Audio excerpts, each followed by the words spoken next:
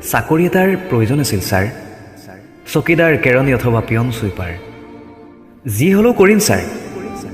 Interview বহুবাৰ দিছোঁ। জীৱনত কোনো পৰীক্ষাত ফেইল কৰি নোপোৱা মইতোৱে বহু ইণ্টাৰভিউত ফেইল কৰিছোঁ ছাৰ। কেইবাটাও পৰীক্ষাৰ ৰিজাল্টেই নাপালোঁ। অথচ বৰ প্ৰয়োজন হৈছিল এটা চাকৰিৰ।